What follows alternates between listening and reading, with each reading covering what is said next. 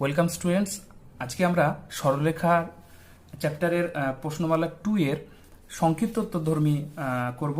এর আগে অতি সংক্ষিপ্তর সমস্ত অঙ্কগুলো করিয়ে দিয়েছি।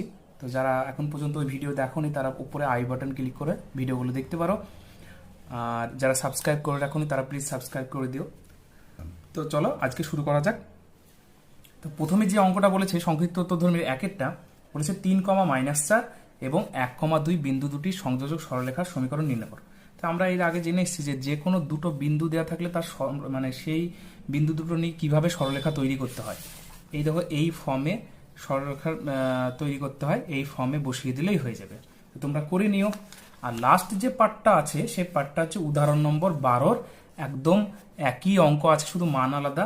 তবুও আমি বুঝিয়ে দিচ্ছি ব্যাপারটা যে তিনটে বিন্দু দিয়ে বলেছে দেখাও যে তিনটে বিন্দু দেওয়া আছে, বিন্দু তিনটি সমরেখ। তো তিনটে বিন্দু যদি সমরেখা হয় এর মানে হচ্ছে তিনটে বিন্দু একই সরলরেখায় অবস্থিত হবে।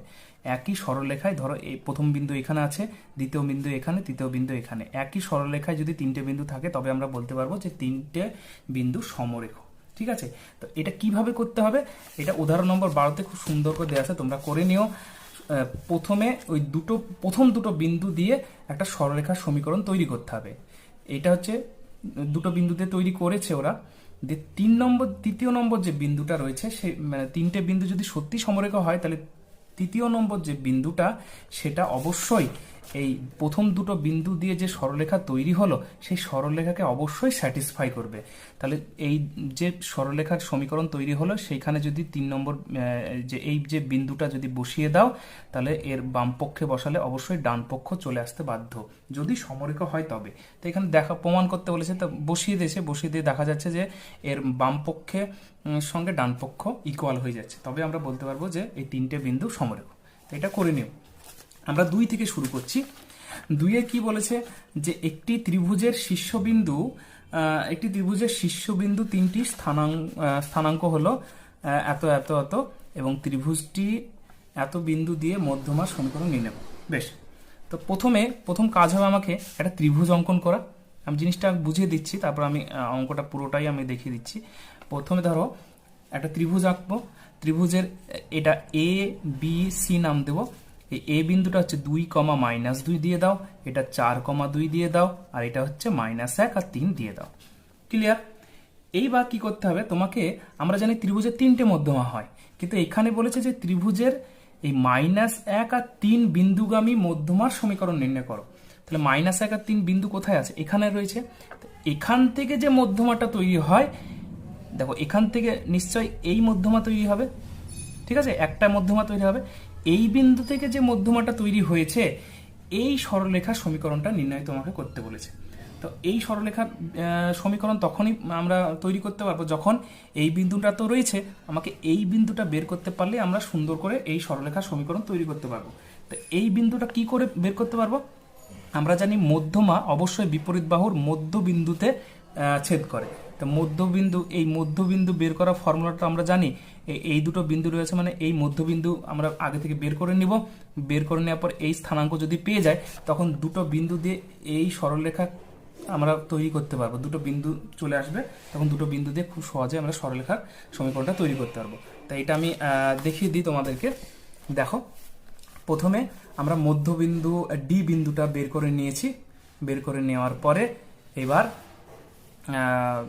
যেহেতু সি বিন্দু মধ্যমা অবশ্যই ডি বিন্দু দিয়ে যাবে, সি বিন্দুগামী মধ্যমাটি অবশ্য ডি বিন্দু দিয়ে যাবে। তো তারপরে সিডি মধ্যমার সমীকরণ আমরা এই ফর্ম দুটো বিন্দু দিয়ে সমীকরণ নির্ণয় করার ফর্মে তৈরি করে আমরা রেজাল্ট বের করেছি।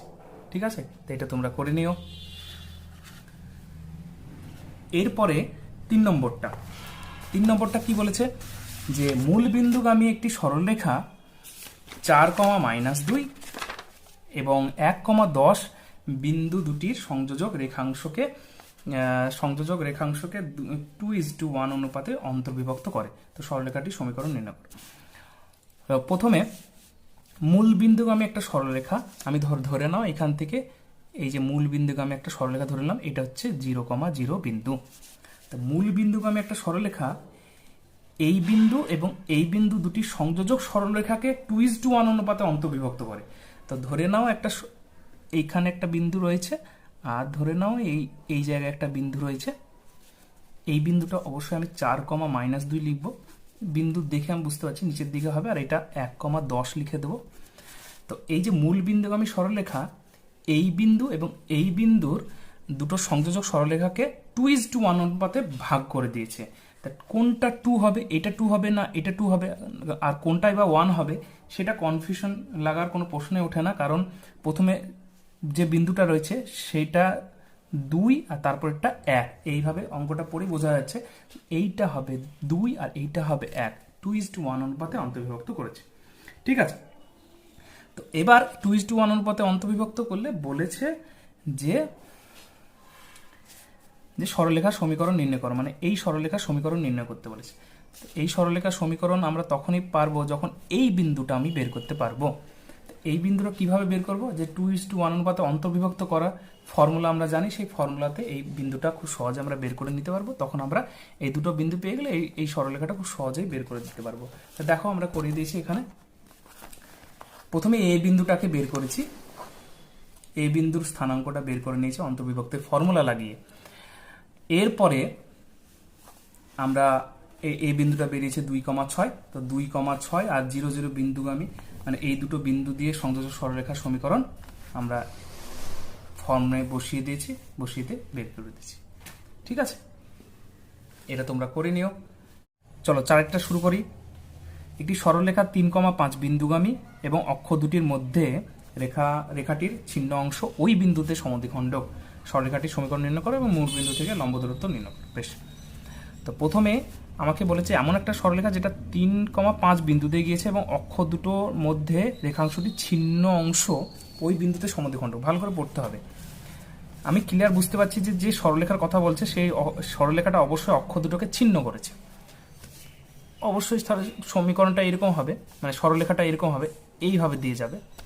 কেন এরকম করে আঁকলাম, এই দিকে কেন আঁকলাম না, তার কারণ হচ্ছে যে বিন্দু দিয়ে গিয়েছে সরলরেখাটা, সেটা হচ্ছে 3,5 বিন্দুগামী, তাহলে অবশ্যই এই দিকেই হবে।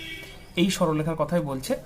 এই সরলরেখাটায় কোনো একটা জায়গায় 3,5 বিন্দুটা রয়েছে। কোথায় রয়েছে, এখানে লাইনটা পড়লে বোঝা যাবে যে অক্ষ দুটির মধ্যে রেখাংশটির ছিন্ন অংশ, অক্ষ দুটির মধ্যে রেখাংশটির ছিন্ন অংশ এইটা আর এইটা। ছিন্ন অংশ ওই বিন্দুতে সমদ্বিখণ্ডক, ওই বিন্দুতে বলতে 3,5 বিন্দুতে, তাহলে অবশ্যই 3,5 বিন্দুটা এইখানে থাকবে। 3,5 অর্থাৎ 3,5 বিন্দুটা এই ছিন্ন অংশের মধ্য বিন্দুতে অবস্থিত হবে। এই বিন্দুটাই এই ছিন্ন অংশটাকে 2 ভাগে ভাগ করে দিয়েছে, সমান 2 ভাগে সমদ্বিখণ্ডিত করেছে। ঠিক আছে, এই হবে ছবি। এবার তোমাকে এই সরলরেখার সমীকরণ নির্ণয় করতে বলেছে। তো আমরা জানি এই সরলরেখাটা অবশ্যই ছেদিতাংশ আকার সরলরেখার সমীকরণ। তো ছেদিতাংশ আকার সরলরেখার সমীকরণ এর ফর্মটা, মানে সরলরেখার ফর্মটা আমরা এইভাবে লিখি।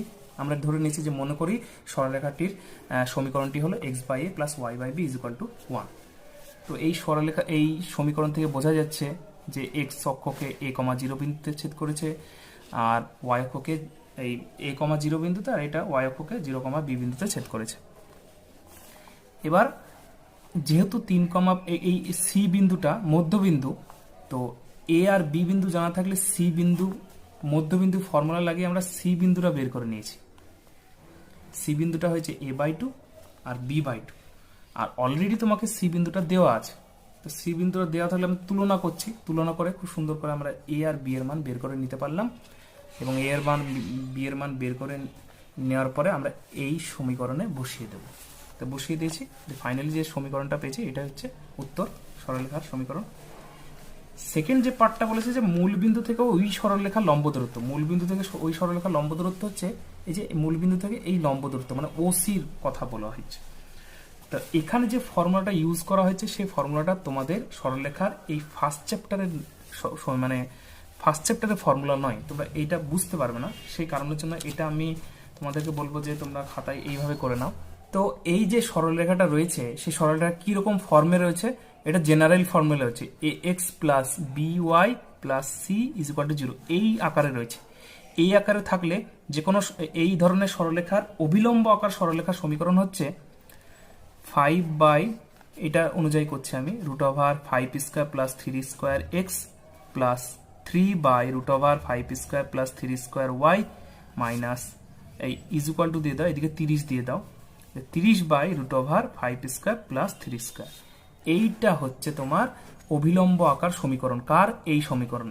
এই সমীকরণ এটা কোথা থেকে পেলাম তোমরা এখানে দেখে নিতে পারো ফর্মুলাতে, এই পেজে।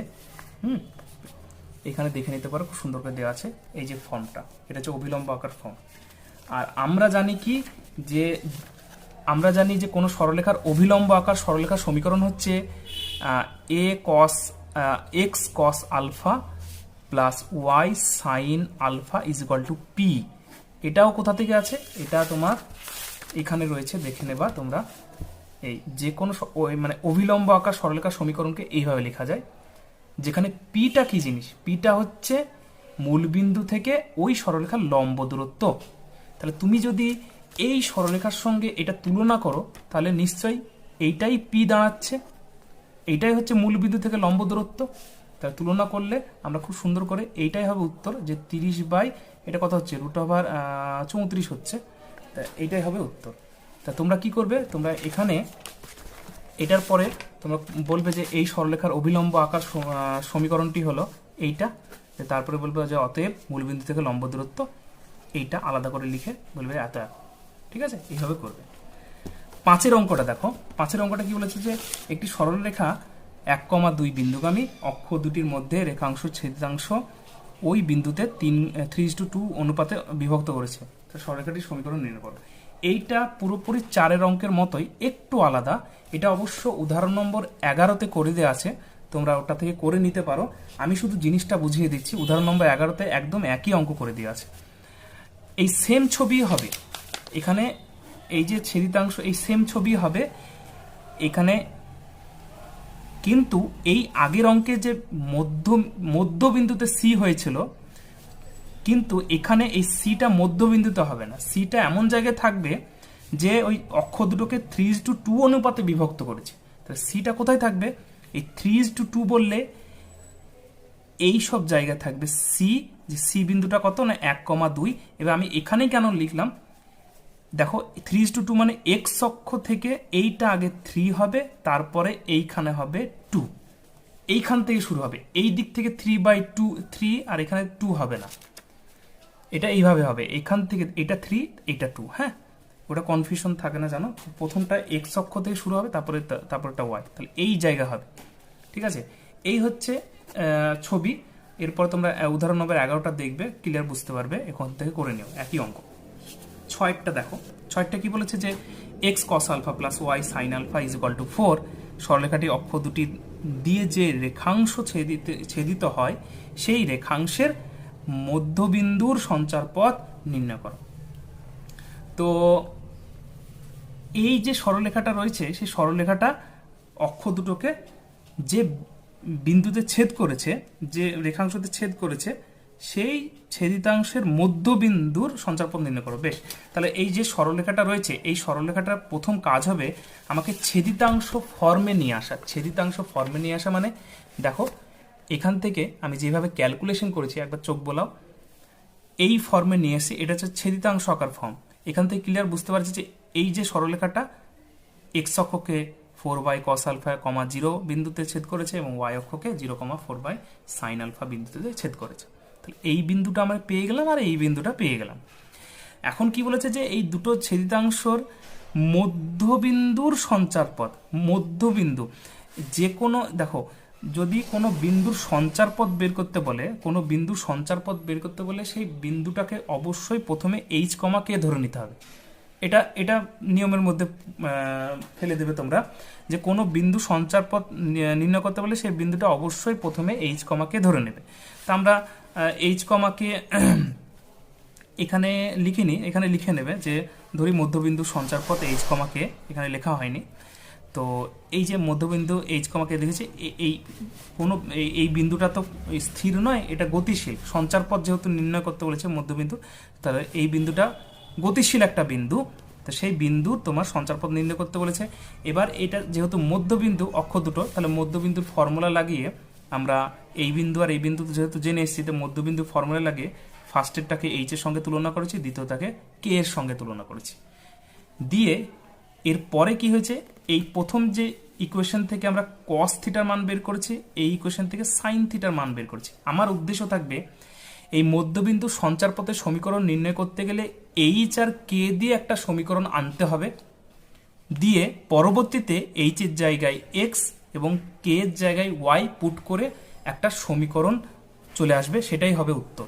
আবারও বলছি, কোনো মধ্যবিন্দু বা যে বিন্দুরই সঞ্চার পথ নির্ণয় করতে বলুন কেন, সেই বিন্দুটাকে এইচ কমা কে ধরতে হয় এবং পরবর্তীতে এইচ এবং কে দিয়ে একটা সমীকরণ আনতে হয় এবং সেখানে লাস্টে এইচ এর জায়গায় এক্স এবং কে এর জায়গায় ওয়াই বসিয়ে তখন একটা সমীকরণ আসে, সেটাই হয় উত্তর। তো এখানে দেখো মধ্যবিন্দু ফর্মুলা লাগে কস থিটা সাইন থিটা বের করে নিয়েছি। এখানে দেখো কস থিটা বেরিয়েছে 2/h, সাইন থিটা বেরিয়েছে 2/k। এবার আমরা কি জানি, ফর্মুলা জানি sine square alpha plus cos square alpha is equal to 1। এই ফর্মুলাটা আমরা জেনে এসেছি।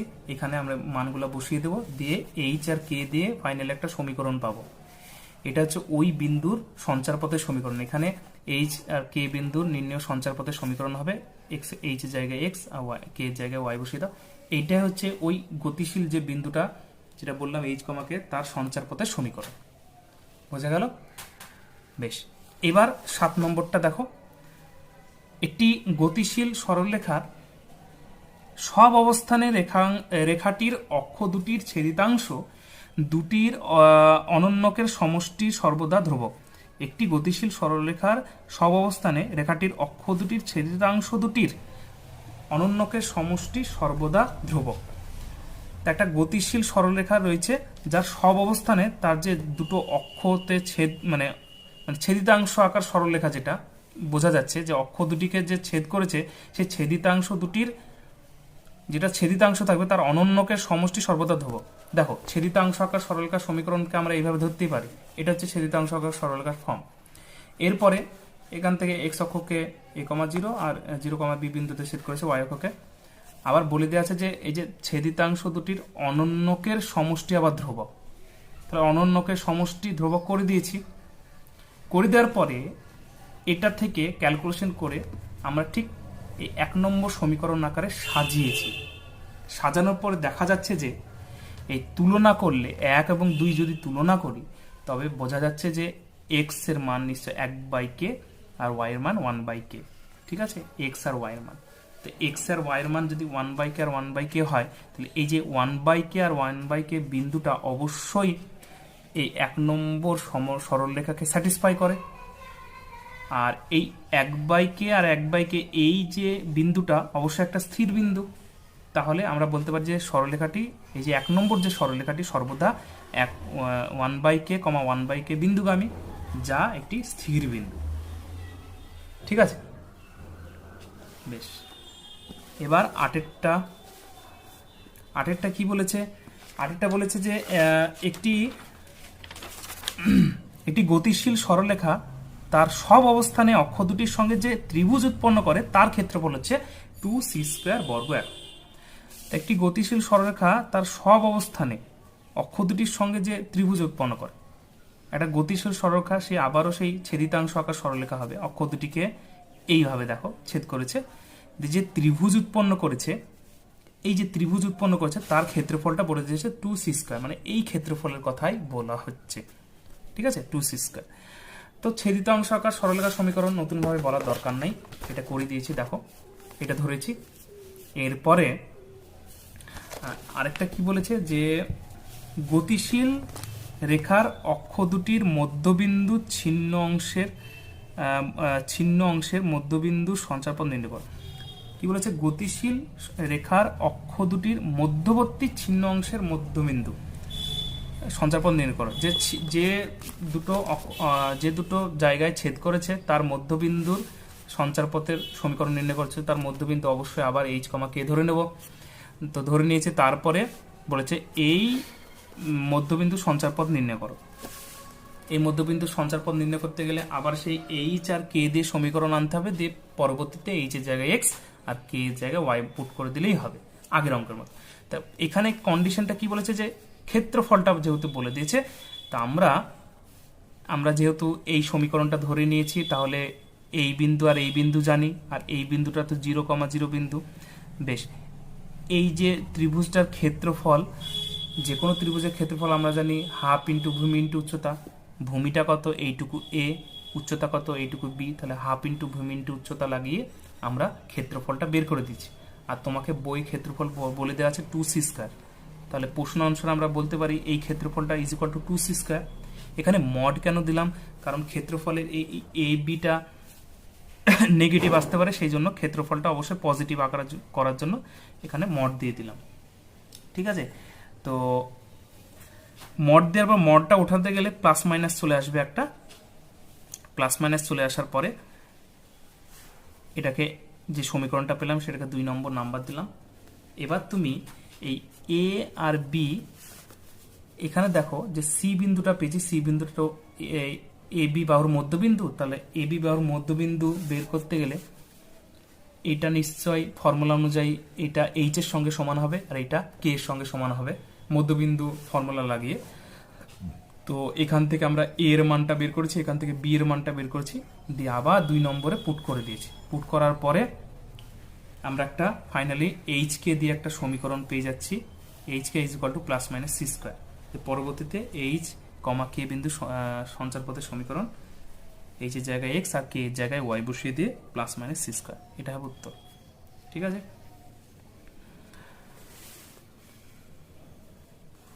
এরপরে 9টা দেখো, 9টা কি বলেছে যে পি এইচ কমা কে ও কিউ কে কমা এইচ বিন্দু যথাক্রমে এই সরলরেখা এবং এই সরলরেখার উপর অবস্থিত। বেশ, তো পি কিউ সরলরেখার সমীকরণ নির্ণয়। তো এই পি বিন্দু যদি এই সরলরেখার উপর অবস্থিত হয় তাহলে এই বিন্দুটা নিশ্চয়ই এই ইকুয়েশনটাকে স্যাটিসফাই করবে। আর কিউ বিন্দুটা যদি এই সরলরেখার উপর অবস্থিত হয় তাহলে কিউ বিন্দুটা কে কমা এইচ বিন্দুটা অবশ্যই এই সরলরেখাকে স্যাটিসফাই করবে। তাহলে আমরা বলতে পারি যে দেখো পি এবং কিউ বিন্দু দুটি যথাক্রমে এত এত সরলরেখার উপর অবস্থিত হলে প্রথমটাতে আমরা এক্স এর জায়গায় এইচ বসিয়েছি, ওয়াই এর জায়গায় কে বসিয়েছি, 1 নম্বর নাম্বার দিয়েছি। দ্বিতীয়টাই এক্স এর জায়গায় কে আর ওয়াই এর জায়গায় এইচ বসিয়েছি, 2 নম্বর নাম্বার দিচ্ছি। এখন আমাকে কি করতে হবে যে পি কিউ সরলরেখা এই যে এই এইচ কে দিয়ে যে দুটো সরলরেখা পেলাম সেই সরলরেখা থেকে আমাকে এইচ আর কে এর ভ্যালুটা বের করতে হবে। এই ভ্যালু বের করে নিতে পারলেই আমরা পি বিন্দুটাও পেয়ে যাব, পি বিন্দুটাও পেয়ে যাব আর কিউ বিন্দুটাও পেয়ে যাব। এখানে তো তোমাকে এইচ কমা কে দিয়েছে আর কে কমা এইচ দিয়েছে। তো এই যে সরলরেখার থেকে সমাধান করলে এই বিন্দুটা আমরা ক্লিয়ার পেয়ে যাব, এটাও পেয়ে যাব। তখন পি কিউ সরলরেখা আমরা দুটো স্থানাঙ্ক দেওয়া থাকলে খুব সহজে আমরা সরলরেখাটা বের করে নিতে পারবো। আর সেটাই এখানে করেছি যে দুটো সরলরেখা সমাধান করে আমরা দেখো এইচ আর কে এর মান বের করেছি। ঠিক আছে, তোমরা দেখে নেবে এইচ আর কে এর মান বের করেছি, তার মানে পি আর কিউ এর মান সুন্দর করে পেয়ে গেলাম আমরা। তো পি কিউ এর মান পেয়ে গেলে, পি কিউ এর স্থানাঙ্ক পেয়ে গেলে আমরা পি কিউ এর সরলরেখা সমীকরণ এই ফর্মে দিয়ে আমরা ফাইনালি পেয়ে যাচ্ছি। ঠিক আছে, বেশ। এবার 10এরটা কি বলেছে যে এই যে সরলরেখা স্থানাঙ্ক অক্ষ দুটির সঙ্গে যে ত্রিভুজ উৎপন্ন করে তার পরিসীমা 24 একক হলে কে এর মান নির্ণয় করো। যে সরলরেখাটা তোমাকে দিয়ে দিয়েছে ক্লিয়ার, যে সরলরেখাটা মানে অক্ষ দুটোকে মানে ছেদিত অংশ আকার সরলরেখা এটা, তো যে ত্রিভুজ উৎপন্ন করবে তার পরিসীমা বলে দিয়েছে 24। তো দেখো আমরা ধরে নেব যে এই সরলরেখাটাই হচ্ছে যেটা বই দেওয়া আছে সেটাই প্রদত্ত সরলরেখা, যেটা অক্ষ দুটোকে কোন বিন্দুতে ছেদ করেছে সেটা কি করে বুঝতে পারবো, সে এটাকে একটু সমাধান করে ছেদিতাংশ আকার সরলরেখা সমীকরণে নিয়ে এলাম, মানে এই আকারে নিয়ে এলাম। এই আকারে নিয়ে আসার পরে আমরা ক্লিয়ার বুঝতে পারছি যে এক্স অক্ষকে কোন বিন্দুতে কাট করেছে আর ওয়াই অক্ষকে কোন বিন্দুতে কাট করেছে। ঠিক আছে, তো এখানে লিখে দিয়েছি দেখো কে বাই 4,0 আর 0, কে বাই 3 এই বিন্দুটা কাজ করেছে। এবার যেহেতু এই ত্রিভুজটা তোমাকে পরিসীমা বলে দিয়েছে যে 24 একক, তো এই ত্রিভুজের পরিসীমা কিভাবে পাবো? আমি জানি পরিসীমা মানে 3টে বাহু যোগফল। তো এই বাহুটা দৈর্ঘ্য আমি জানি যে কে বাই 4, এই বাহুটা দৈর্ঘ্য কে বাই 3, এই বাহুটার দৈর্ঘ্য আমাকে জানি না, এইটা আমাকে বের করতে হবে, অর্থাৎ এ বি বাহুর দৈর্ঘ্য বের করতে হবে। এ বি বাহুর দৈর্ঘ্য কিভাবে পাবো? নিশ্চয় এটা সমকোণী ত্রিভুজ, তো সমকোণী ত্রিভুজের এটা অতিভুজ, তো অতিভুজের ফর্মুলা লাগিয়ে আমরা বের করে দিয়েছি। দেখে নাও, ফর্মুলা লাগিয়ে আমরা এ বি বাহুর দৈর্ঘ্য আমরা বের করে দিয়েছি। তো তারপরে যেহেতু 3টে বাহু দৈর্ঘ্য আমরা পেয়ে গেছি, তাহলে প্রশ্ন অনুসারে পরিসীমা কি হবে? 3টের যোগফল। আর বই তোমাকে বলে দিয়েছে 24, তাহলে এইটা প্রশ্ন অনুসারে 3টের যোগফল ইজ ইকুয়াল টু 24। এখান থেকে সুন্দর করে কে এর মানটা বের করে দিয়েছি। ঠিক আছে, এরপরে 11 অঙ্কটা খুবই সহজ। 11 অঙ্কটা উদাহরণ নম্বর 21-এ একদম হুবহু একই অঙ্ক আছে, শুধু ইকুয়েশনটা আলাদা আছে। তো তোমরা উদাহরণ নম্বর 21 থেকে অঙ্কটা করে নিও। 12টা কি বলেছে যে দেখাও যে a plus 2bx plus a minus 3b into y plus b minus a equals to 0 সরলরেখাটি সর্বদা একটি স্থির বিন্দু দিয়ে যায় এবং ওই বিন্দু স্থানাঙ্ক নির্ণয় করো। তো এটা পুরো 11-র মতোই অনেকটা। তো এই অঙ্কটা করতে গেলে প্রথমে সমীকরণটা আমি টুকে নিলাম। দেখো, টুকে নেওয়ার পরে সমীকরণটাকে ব্র্যাকেটটা তুলে গুণ করে দিতে হবে। প্রথমে গুণ করে দেওয়ার পরে ঠিক এইভাবে সাজাতে হবে। এ কমন নিয়ে বি কমন নিয়ে ঠিক এই প্যাটার্নে সাজাতে হবে। এখন এইভাবে সাজানোর পরে এটাকে এইদিকে শূন্য করা আছে, শূন্যকে আমরা লিখতে পারি যে এ ইন্টু 0 প্লাস বি ইন্টু 0 এরকম করে লিখতে পারি।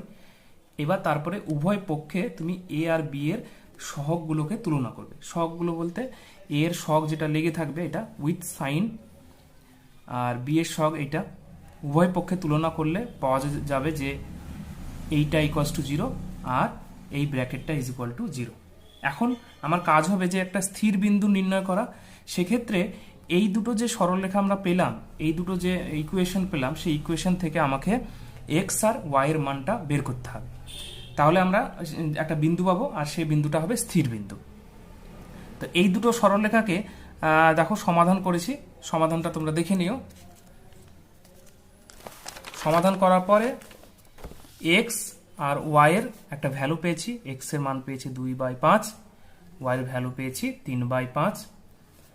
অতএব বলতে পারি যে প্রদত্ত যে সরলরেখাটি 2/5 এবং 3/5 এই বিন্দুগামী যা একটি স্থির বিন্দু।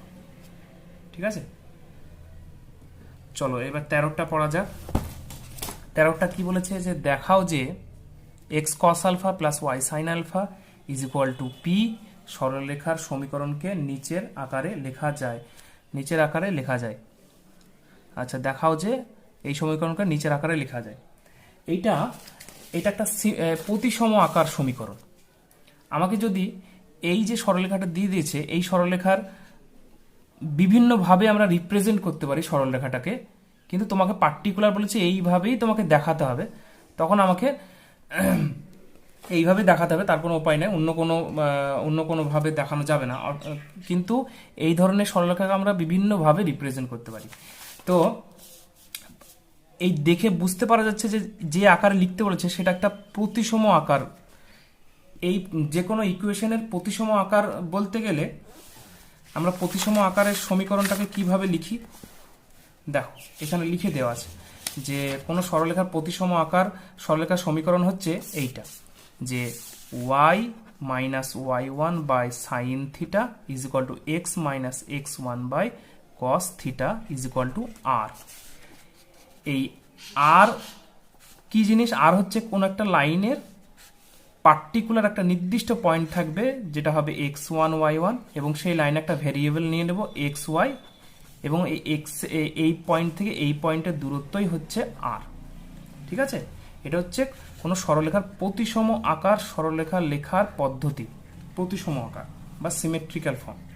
তো এইটা যেটা দেওয়া আছে যে সরলরেখা থেকে তুমি এই আকারে লিখতে বলেছে, এটা হচ্ছে প্রতিসম আকার সরলরেখার সমীকরণ। আমাকে এইরকম ফর্ম থেকে আমাকে ইকুয়েশনটাকে আনতে হবে। ঠিক আছে, তো আনতে গেলে প্রথমে যে সমীকরণটা দেওয়া আছে সেটা দেখো কিভাবে আমি প্রথমে আমাকে মেন কাজ হবে এই যে x1 y1 পয়েন্টটাকে বের করে দেওয়া, এই পয়েন্টটাকে বের করা। তো এই পয়েন্টটাকে বের করতে গেলে প্রথমে আমাকে সমীকরণটা কিভাবে সাজিয়েছি দেখো। এটার পরের লাইন p ইন্টু 1 করতে পারি, আর 1-এর জায়গায় আমরা কি লিখতে পারি? Sine square alpha plus cos square alpha, কারণ এই ভ্যালুটা 1। এরপরে গুণ করে দেওয়া হয়েছে, গুণ করে দেওয়ার পরে সাইন স্কোয়ার আলফা এটাকে আমরা লিখতে পারি sine alpha into sine alpha, আর কস স্কোয়ার আলফাকে লিখতে পারি cos alpha into cos alpha. এবার তুমি উভয় পক্ষে কস আলফা এবং সাইন আলফার সহগগুলোকে তুলনা করো। দেখো কস আলফার সহগগুলো বলতে x equals to p cos alpha হয়ে যাবে। সাইন আলফা সহগ তুলনা করতে গেলে y equals to p sine alpha হয়ে যাবে। তো এখান থেকে এক্স আর ওয়াই এর ভ্যালু পেয়ে যাচ্ছি। এই যে ভ্যালুটা পেয়ে যাচ্ছি, এই ভ্যালুটা হচ্ছে এক্স আর ওয়াই যে ভ্যালুটা পেলাম সেটা নিশ্চয়ই যে প্রদত্ত সরলরেখার উপর একটি বিন্দু হবে পি কস আলফা আর পি সাইন আলফা। এই সরলরেখার উপর একটা বিন্দু হতেই পারে p cos alpha sine alpha, যেহেতু সমাধান করে পাওয়া গেছে। তাহলে আমরা এই যে বিন্দুটা পেলাম সেই বিন্দুটা এইটা পেলাম y1 আর x1, এই বিন্দুটা পেলাম। এখন আমার মেন কাজ হবে এই থিটার মানটা বের করে দেওয়া। থিটার মানটা বের করে দিলে আমরা এই ফর্মে সব মানগুলো বসাবো, দেখবো তোমার অ্যান্সার চলে এসছে। ঠিক আছে, এই থিটার মানটা তোমাকে দেওয়া নেই, তোমাকে আলফা আকারে দেওয়া আছে। আলফা থেকে আমাকে থিটাটা বের করতে হবে। তো আমরা জানি যে যে ইকুয়েশনটা তোমাকে দিয়েছে সেই ইকুয়েশনটা নিশ্চয়ই এইভাবে থাকবে। এটা হচ্ছে অভিলম্ব আকার সরলরেখার সমীকরণ, এইটা থাকে। এটাই হচ্ছে x cos alpha plus y sine alpha is equal to p, যেখানে এই পিটা কি জিনিস, পিটা হচ্ছে ওই সরলরেখা থেকে মূল বিন্দু থেকে সরলরেখার লম্ব দূরত্বই হচ্ছে পি। আর এই আলফাটা কি জিনিস, আলফাটা হচ্ছে এই লম্ব দূরত্ব যে ধনাত্মক এক্স অক্ষের সঙ্গে যে কোণ করে থাকবে সেটা হচ্ছে আলফা, এইটা আলফা। তাহলে আমাকে তো থিটা বের করতে হবে। থিটাটা কি হবে, থিটাটা হচ্ছে যে সরলরেখাটা তুমি বলছো এই যে সরলরেখাটা, সেই সরলরেখাটা এক্স অক্ষের ধনাত্মক এক্স অক্ষের সঙ্গে যে নতি করে থাকবে, অর্থাৎ এইটা ধনাত্মক এক্স অক্ষের সঙ্গে যে নতি করে থাকবে সেইটা হচ্ছে থিটা। এটা হচ্ছে ধনাত্মক এক্স অক্ষের সঙ্গে নতি করে আছে। তাহলে থিটার মানটা কি হবে, থিটার মানটা দেখো এটা একটা ত্রিভুজ, নিশ্চয় ত্রিভুজের যে থিটা কোণটা দিয়েছি, থিটা কোণটা হচ্ছে বহিস্থ কোণ। আমরা জানি যে ত্রিভুজের বহিস্থ কোণের মাপটা বিপরীত দুটি অন্তস্থ কোণের দুটি অন্তস্থ কোণের যোগফলের সমান হয়। এটা আমরা 19-এ পড়েছিলাম। তা থিটা ইকুয়ালস টু আমরা কি লিখতে পারি, যে থিটা ইকুয়ালস টু আমরা লিখতে পারি, দেখো এই কোণটা কত হবে, এই কোণটা 90 ডিগ্রি, যেহেতু লম্ব টেনেছি তাহলে এই দুটো যোগফল সমান হলে তাহলে 90 ডিগ্রি যোগ আলফা, থিটার মানটা এইটা দাঁড়াবে। ঠিক আছে, 90 ডিগ্রি প্লাস আলফা। তাহলে আমরা থিটাও পেয়ে গেলাম। দেখো আমরা থিটা বের করেছি, যে প্রদত্ত সরলরেখার নতি theta equals to 90 degree plus alpha. এখানে ছবিও আঁকা আছে, তোমরা দেখে নিও। এবার আমরা প্রতিসম আকার সরলরেখার সমীকরণে যে প্যাটার্নটা আমি বলে দিয়েছিলাম, এই প্যাটার্নে আমি সব মানগুলো আমি পুট করছি।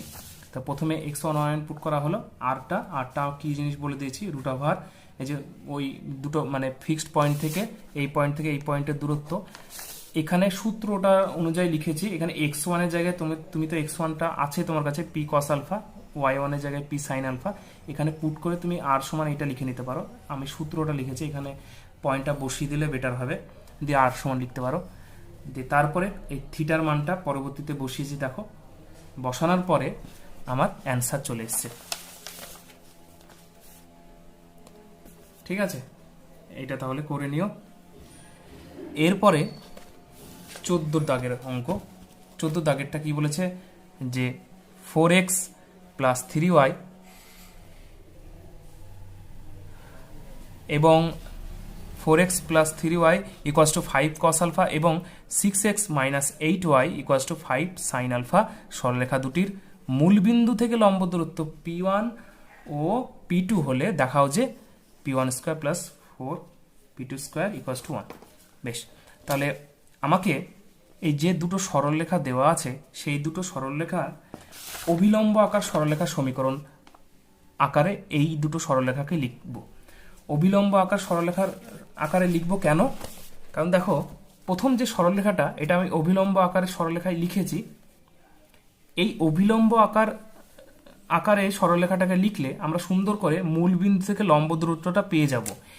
এইটাই হচ্ছে মূল বিন্দু থেকে লম্ব দূরত্ব। আমরা আগের অঙ্কে বুঝিয়ে দিয়েছিলাম যে এমনিতেই অভিলম্ব আকার সরলরেখার সমীকরণ এইভাবে লেখা যায়, x cos alpha plus y sine alpha equals to p. এই সমীকরণটা হচ্ছে অভিলম্ব আকার সরলরেখার সমীকরণ, যেখানে পি হচ্ছে মূলবিন্দু থেকে লম্ব দূরত্ব।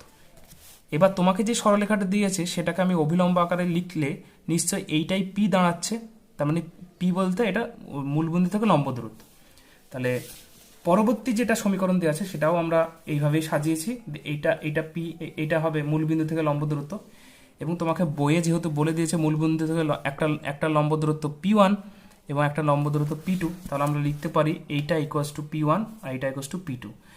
মড কেন দিয়েছি? মড দিয়েছি কারণ আলফার ভ্যালুটা নেগেটিভ পজিটিভ দুটো আসার সম্ভাবনা রয়েছে, সেই জন্য আমরা মড দিয়ে দিয়েছি। এবার তোমাকে যেটা প্রমাণ করতে বলেছে, যে এই যে যেটা প্রমাণ করতে বলেছে তার বামপক্ষটা আমরা লিখেছি, বামপক্ষে লেখার পরে আমরা মান পুট করে দিয়েছি।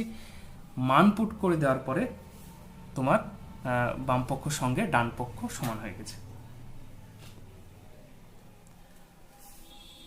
ঠিক আছে, চলো 15টা শুরু করি। 15টা কি বলেছে, যে 3x plus y minus 5 equals to 0 এবং x plus 5y plus 3 equals to 0 সরলরেখা দুটি ছেদবিন্দুগামী এবং 3,2 বিন্দুগামী সরলরেখার সমীকরণ নির্ণয় কর এবং এই সরলরেখাটি অক্ষ দুটির সঙ্গে যে ত্রিভুজ উৎপন্ন করে তার ক্ষেত্রফল নির্ণয়। বেশ, তো প্রথমে যে দুটো সরলরেখা তোমাকে দিয়ে দিয়েছে সেই সরলরেখা দুটো পরস্পরকে ছেদ করেছে। তা ধরে নাও এটা একটা প্রথম সরলরেখাটা, এটা দ্বিতীয় সরলরেখাটা এটা।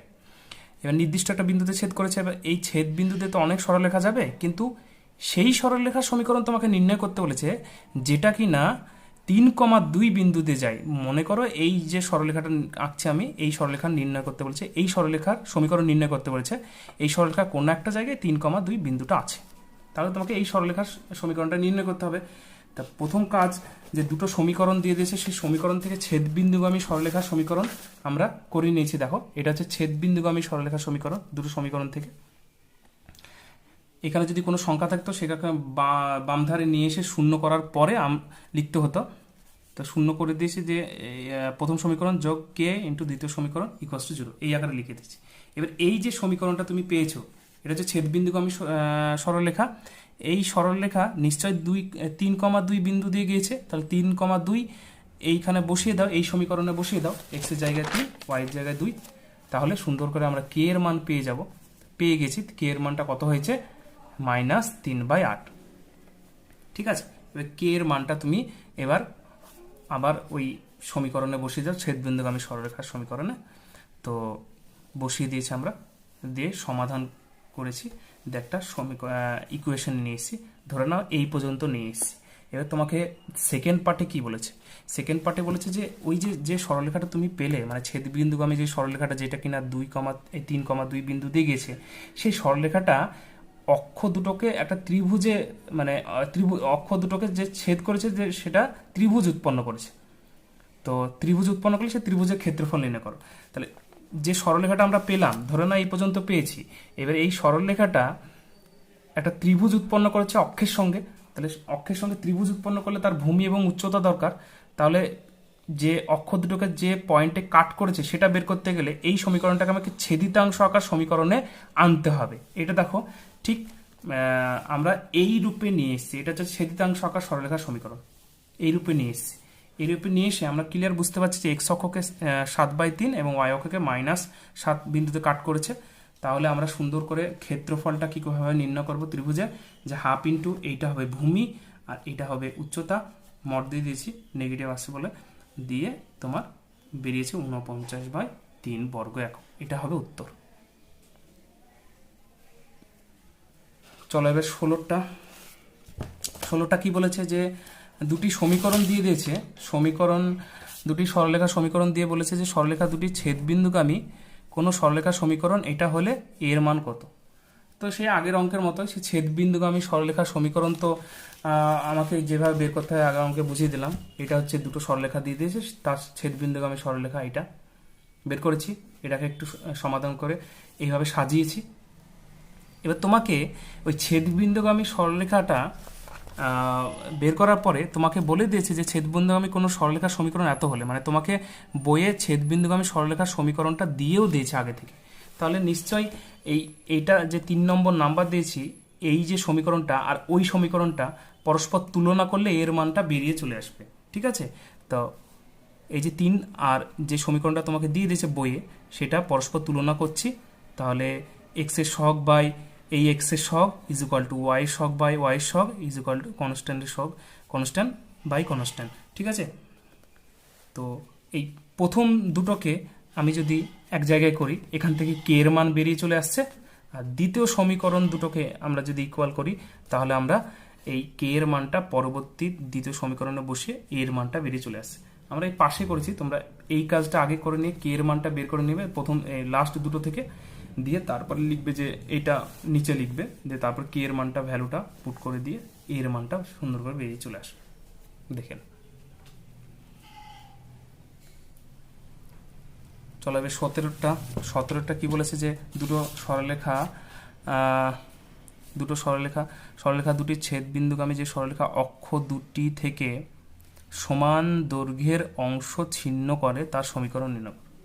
মানে দুটো সরলরেখা দিয়ে দিয়েছে, তার ছেদবিন্দুগামী একটা সরলরেখা আছে, সেই ছেদবিন্দুগামী সরলরেখা যেটা বেরোবে সেটা কিনা অক্ষ দুটোকে সমান দুটো অংশে বিভক্ত করেছে, মানে যার ভূমি যা হবে উচ্চতাও তাই হবে, মানে যে দুটো বিন্দুতে কাট করবে।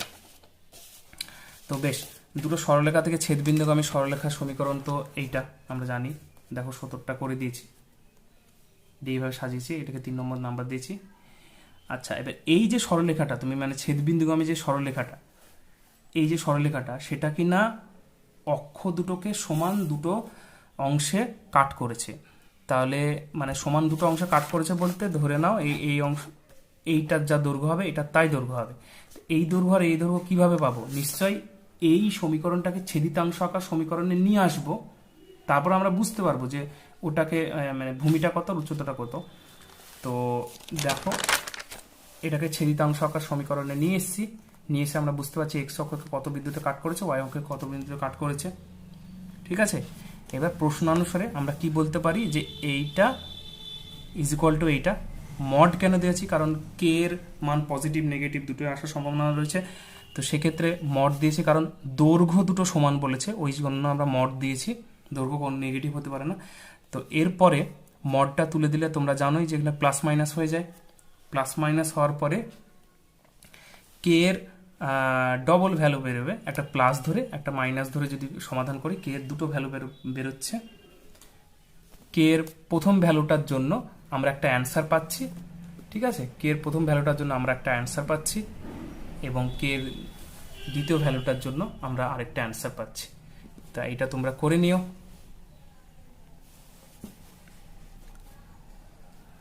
এরপরে 18 দাগের অঙ্ক কি বলেছে যে একটি সরলরেখা অক্ষ দুটির ওপর সমান কিন্তু বিপরীত চিহ্ন বিশিষ্ট ছেদিতাংশ উৎপন্ন করে এবং দুটো সরলরেখা দিয়ে দিয়েছে, সরলরেখা দুটি ছেদবিন্দু দিয়ে যায়।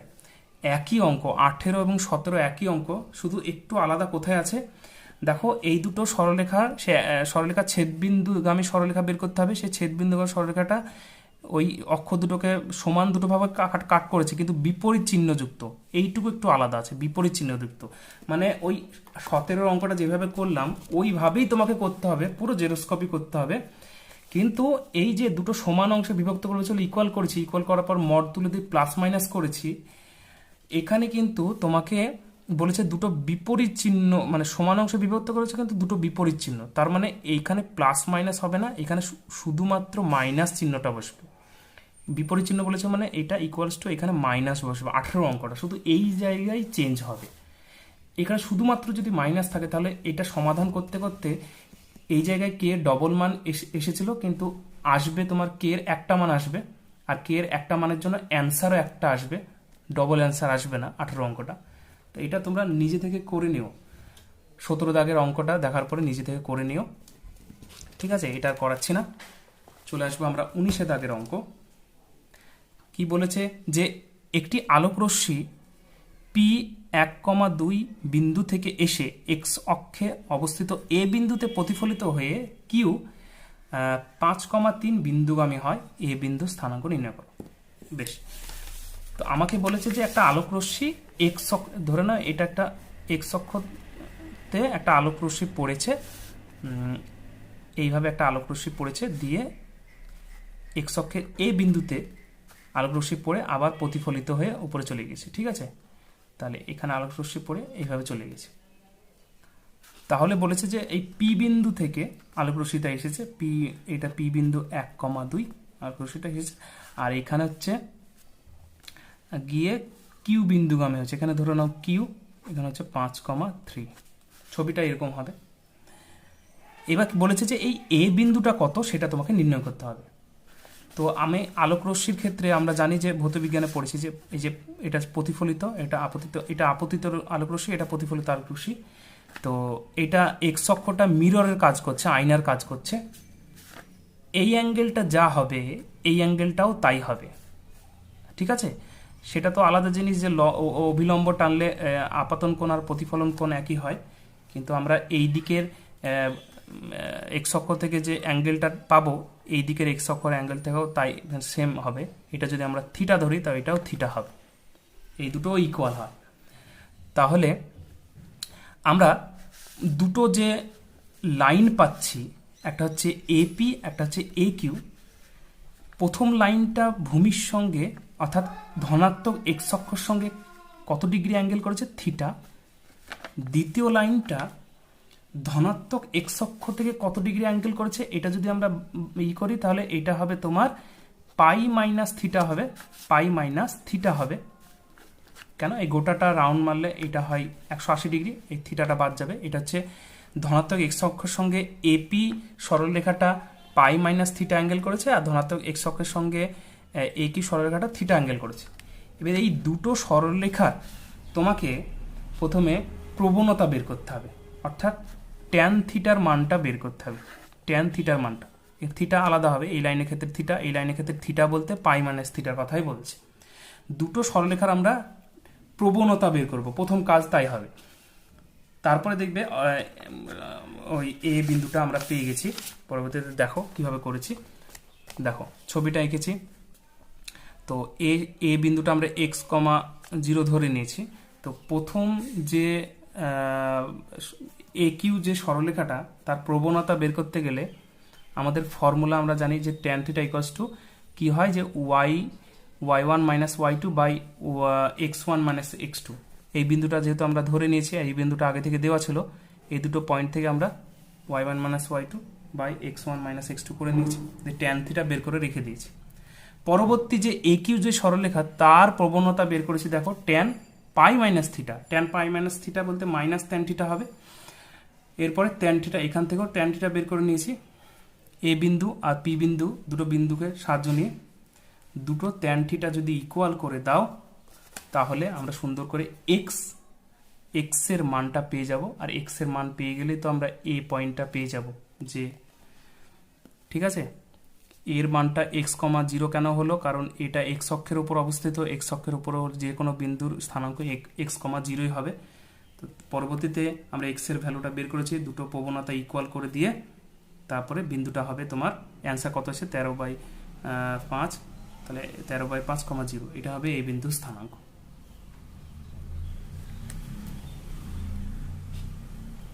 চলো এবার 20 দাগের অঙ্কটা করা যাক। 20 দাগের অঙ্কটা কি বলেছে, যে দুটো সরলরেখা দিয়ে দিয়েছে, সরলরেখা দুটির ছেদবিন্দুগামী যেসব সরলরেখার মূল বিন্দু থেকে লম্ব দূরত্ব 2, তাদের সমীকরণ নির্ণয় করো।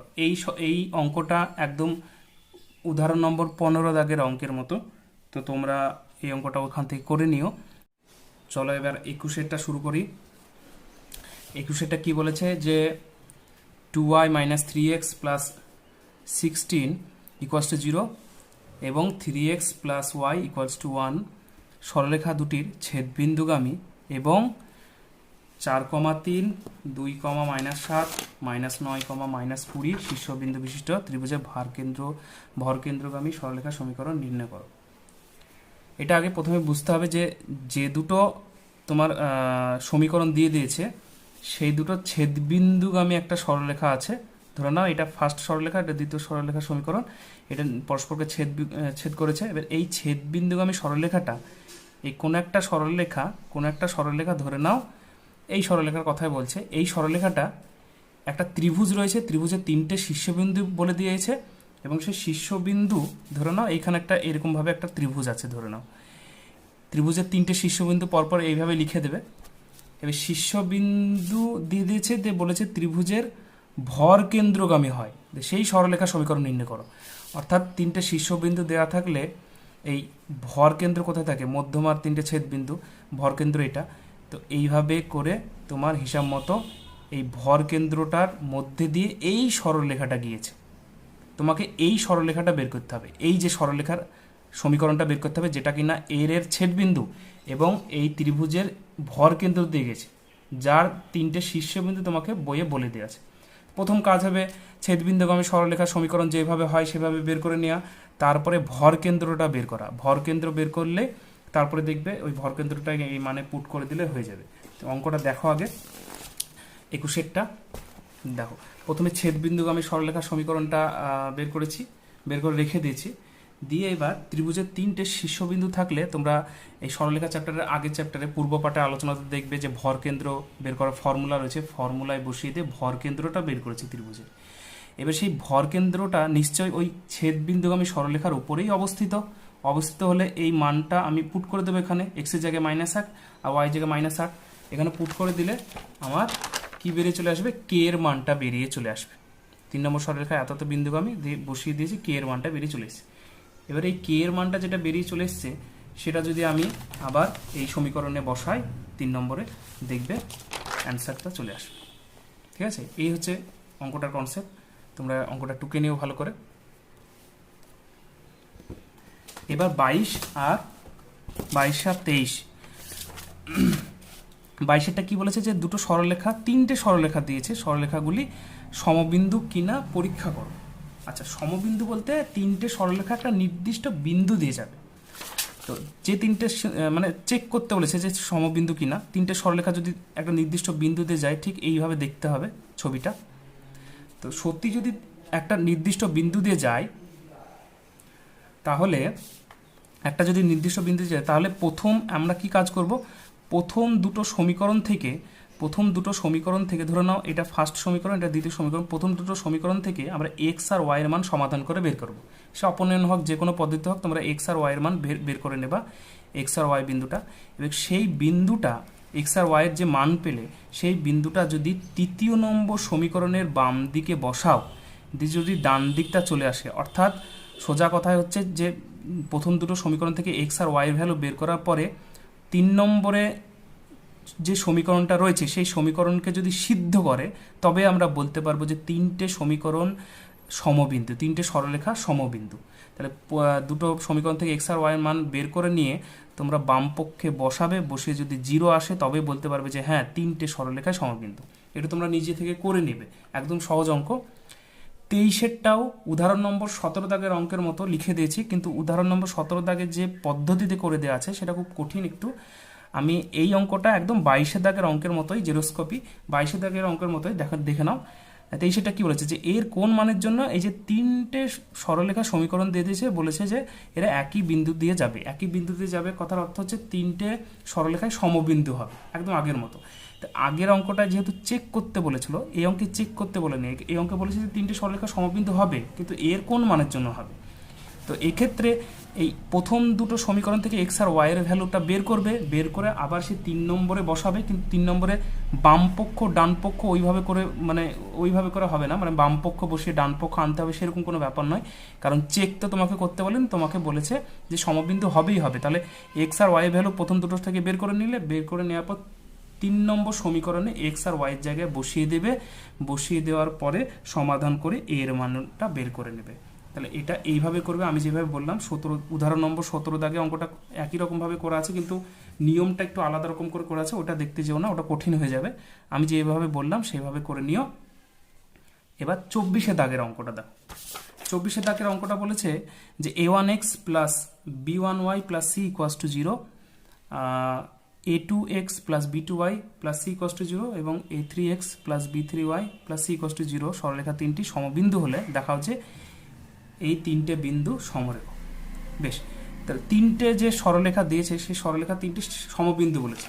আমরা ধরে নেব যে একটা নির্দিষ্ট বিন্দুতে 3টে সরলরেখা মিট করেছে বা ছেদ করেছে, সেই বিন্দুটা ধরে নেব এইচ কমা কে। আমরা ধরে নিয়েছি, দেখো প্রদত্ত 3টে সরলরেখা সাধারণ বিন্দু এইচ কমা কে, অর্থাৎ এইচ কমা কে বিন্দুতে সরলরেখা 3টি ছেদ করেছে।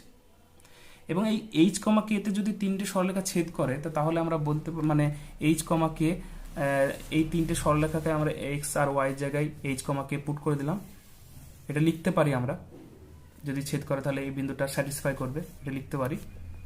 এরপরে এখন আমার কি কাজ হবে, এখন এই প্রথম দুটো সমীকরণ থেকে এইচ এবং কে এর মানটা ভ্যালুটা বের করে নেব, দিয়ে 3 নম্বর সমীকরণে এইচ এবং কে এর জায়গায় ভ্যালুটা বসাবো। একদম আগের মতোই অঙ্কটার মতোই যাবে। প্রথম দুটো সমীকরণ থেকে এইচ আর কে এর মানটা দেখো বের করে নিয়েছি, তোমার ক্যালকুলেশনটা দেখে নেবে। প্রথম দুটো সমীকরণ থেকে এইচ আর কে এর মানটা বের করে নেওয়ার পরে দেখো তোমরা এই ক্যালকুলেশনটা তোমরা নিজে থেকে দেখলেই বুঝতে পারবে, ওই জন্য লাইন বাই লাইন বুঝে বেশি টাইম নষ্ট করাচ্ছি না। এবার এই যে 1 আর 2 সরলরেখা ছেদবিন্দুর স্থানাঙ্ক দুটো বেরোলো, এটা আমরা 3 নম্বর সমীকরণে গিয়ে এইচ আর কে এর জায়গায় বসাবো। দেখো এইচ আর কে এর জায়গায় বসালাম 3 নম্বর 1 আর 2 সরলরেখা ছেদবিন্দু 3 নম্বর সরলরেখাকে সিদ্ধ করে বসিয়ে দিলাম।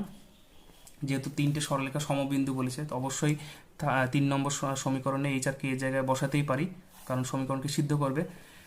করার পরে এখানে ক্যালকুলেশন করতে করতে আমরা এই পজিশনে এসে স্টপ হয়ে গেলাম। এই যে লাস্ট লাইনটার দিকে ভালো করে লক্ষ্য করো, এই লাইনটা পরেই আমরা বলে দিয়েছি যে এই 3টে বিন্দু সমবিন্দু। কেন বলেছি এই লাইনটা ফলো করো? এই লাইনটা তোমাকে বলেছে যে A1 B1 A2 B2 A3 B3 3টে সমরেখ। আর আমরা জানি যে 3টে বিন্দু, এই 3টে বিন্দু যদি সমরেখ হয়, আমরা সমরেখ হওয়ার ফর্মুলাটা জানি, আমরা পূর্ব পাঠে আলোচনায় চলে আসব আগের চ্যাপ্টারে। দেখো এখানে বলেছে যে x1 y1 x2 y2 x3 y3 যদি সমরেখ হয় তাহলে সূত্র যে আমরা এইটা লেখা যাবে না, এই কন্ডিশনটা হলে আমরা বলতে পারি 3টে বিন্দু সমরেখ। বা এটা হচ্ছে ত্রিভুজের ক্ষেত্রফল থেকে এসেছে। ত্রিভুজের ক্ষেত্রফলটা যদি 3টে বিন্দু যদি সমবিন্দু হয়, মানে এইভাবে যদি থাকে, এইভাবে যদি থাকে, তাহলে সে 3টে বিন্দু দিয়ে যে ক্ষেত্রফল নির্ণয় করবো সে ক্ষেত্রফলটা 0 হয়ে যাবে। তাহলে ক্ষেত্রফলটা যদি 0 হয়ে যায়, এটা যদি 0 হয়ে যায়, তাহলে আমি বলতে পারি যে 3টে বিন্দু সমরেখ। তাহলে আমার যে অঙ্কটায় যে লাস্ট লাইনটা এসেছে, সেই লাইনটা দেখো ভালো করে ফলো করো, ওই সূত্র অনুযায়ী চলে এসছে। এখানে তুমি সমাধান করতে করতে এইভাবে না সাজে তুমি এখানে b1 into a2 by b2 a2 minus b2 এইভাবে সাজাতে পারো। মানে এখানে a1 a2 a3 না করে এখানে b1 b2 b3 করেও সাজাতে পারো। দুটো আমি দেখিয়ে দিলাম, দুটো সমীকরণ আকারে, যে কোনো একটাতে নিয়ে আসবে, নিয়ে এসে বলে দেবে যে এই 3টে বিন্দু অতএব সমরেখ বিন্দু। আমরা এখান থেকে লাইনটা থেকে ডিসিশন নিতে পারি যে 3টে বিন্দু সমরেখ বিন্দু। ঠিক আছে, তো এইভাবে তোমরা করে নিও। এরপরে 25এরটা বলছে দেখাও যে আলফা কমা বিটা বিন্দুগামী এবং দুটো সরলরেখা দিয়েছে, সরলরেখার দুটি ছেদবিন্দুগামী সরলরেখা সমীকরণ এইটা। তা প্রথমে এই দুটো সরলরেখার ছেদবিন্দুগামী সরলরেখা সমীকরণ বের করে নেব, এবং সেই ছেদবিন্দুগামী যে সরলরেখাটা বের করব সেটা কিনা বলেছে আলফা এবং বিটা বিন্দুগামী। ঠিক আছে, প্রথমে তো ছেদবিন্দুগামী সরলরেখার সমীকরণ দেখো, দুটো সমীকরণ ঢুকেছে এবং ছেদবিন্দুগামী সরলরেখার সমীকরণ এইভাবে লেখা যায়, তোমরা জানোই। এবার এই যে সরলরেখাটা রয়েছে সেটা আলফা কমা বিটা বিন্দুগামী। তাহলে আলফা কমা বিটা আমি এক্স আর ওয়াই জায়গায় বসিয়ে দিলাম। বসিয়ে দেওয়ার পরে কে এর মানটা বের করে দিলাম। এবার এই কে এর মানটা তুমি যদি 1 নম্বরে বসাও, দেখবে তোমার অ্যান্সার চলে এসছে। কে এর মানটা তুমি আবার 1 নম্বরে বসাও, একটু সমাধান করলে, 2-3 লাইন সমাধান করলে দেখো মানে যেটা প্রমাণ করতে বলেছে সেটা চলে এসছে। এটা তোমরা দেখে নিও, একদম সহজ অঙ্ক। এরপরে 26এরটা লাস্ট অঙ্ক বলছে প্রমাণ করো যে x cos theta plus y sine theta equals to p সরলরেখা অক্ষ দুটির মধ্যবর্তী ছিন্ন অংশের মধ্যবিন্দু সঞ্চারপথের সমীকরণ নির্ণয় করো। বেশ, তাহলে প্রথমে তো এই যে সরলরেখাটা রয়েছে সেই সরলরেখাটা তোমার দুটো অক্ষকে ছিন্ন করেছে, এই ছিন্ন অংশের মধ্যবিন্দুর সঞ্চারপথ। আমরা জানি মধ্যবিন্দুটাকে সবসময়, মানে মধ্যবিন্দুর সঞ্চারপথ বের করতে হলে, সঞ্চারপথটা যে কোনো পয়েন্টের বের করতে হলে সেটাকে এইচ কমা কে ধরে নিতে হবে, এবং এইচ আর কে দিয়ে একটা ইকুয়েশন আনতে হবে। সেখানে তার পরবর্তীতে এই এইচ এর জায়গায় এক্স, কে এর জায়গায় ওয়াই বসিয়ে দিলে আমরা পেয়ে যাব সমীকরণটা। তো প্রথমে এই যে সমীকরণটা দেওয়া আছে, সেই সমীকরণটা এক্স আর ওয়াইকে কোন বিন্দুতে কাট করেছে সেটা কি করে বুঝবো? এটা ছেদিতাংশ আকার সরলরেখার সমীকরণে নিয়ে আসতে হবে প্রথমে। তো দেখো প্রথমে আমরা কি করেছি, এই যে সরলরেখাটা সেটা ছেদিতাংশ আকার সরলরেখায় নিয়ে এসেছি, দিয়ে আমরা পেয়ে গেছি যে এই পয়েন্টটা কত আর এই পয়েন্টটা কত। ঠিক আছে, এবার যে মধ্যবিন্দুর সঞ্চারপথ নির্ণয় করেছে, মানে যে অংশে কাট করেছে তার মধ্যবিন্দু, মানে এই দুটো অংশের মধ্যবিন্দু এটাকে আমরা মধ্যবিন্দুটাকে এইচ কমা কে ধরেছি, এবং মধ্যবিন্দু সঞ্চার পথে সমীকরণ নির্ণয় করতে বলেছে। তাহলে এই যে এটা যদি মধ্যবিন্দু হয় তাহলে মধ্যবিন্দু ফর্মুলা লাগাও, এটা যোগ এটা ভাগ 2 আর এটা যোগ এটা ভাগ 2, মানে x1 plus x2 by 2 y1 plus y2 by 2 করে মধ্যবিন্দু বের করেছি, যার প্রথমের পার্টটা এইচ এর সঙ্গে সমান হবে প্রশ্ন অনুসারে, দ্বিতীয় পার্টটা কে এর সঙ্গে সমান হবে, দিয়ে প্রথম সমীকরণ থেকে কস থিটার মান বের করেছি, দ্বিতীয় সমীকরণ থেকে সাইন থিটার মান বের করেছি। এই দুটো সমীকরণকে নাম্বার দিয়েছি 2 আর 3, এখান থেকে তোমাকে থিটাটাকে আউট করতে হবে, থিটাটাকে অপনয়ন করে একটা সমীকরণ নিয়ে আসতে হবে। তা থিটাটাকে অপনয়ন করলে আমরা সূত্র অনুযায়ী যাই sine square theta plus cos square theta equals two 1, এখানে মানগুলো পুট করে দাও, থিটাটা অপনয়ন হয়ে যাবে, অপনয়ন হয়ে পরে একটা সুন্দর করে সমীকরণ চলে আসবে। দেখো এই যে সমীকরণটা চলে এসছে, মানে তোমার যে প্রমাণ করতে বলেছে সেই প্রমাণটা চলে এসছে। এবার এখানে সঞ্চার পথের মানে এইচ এবং কে বিন্দুর সঞ্চার পথের সমীকরণটা হলো, এবার এক্স ওয়াই এর ভ্যালুটা পুট করে দাও, এইচ এর জায়গায় এক্স আর কে এর জায়গায় ওয়াই, তাহলে অঙ্কটা হয়ে গেল। ঠিক আছে, এই গেল সংক্ষিপ্ত উত্তরধর্মীর সমস্ত অঙ্কর সমাধান। পরবর্তী ভিডিওতে আমরা দীর্ঘ উত্তরধর্মী অঙ্ক নিয়ে আলোচনা করব। তো আজকে এই পর্যন্তই, ভালো থেকো তোমরা।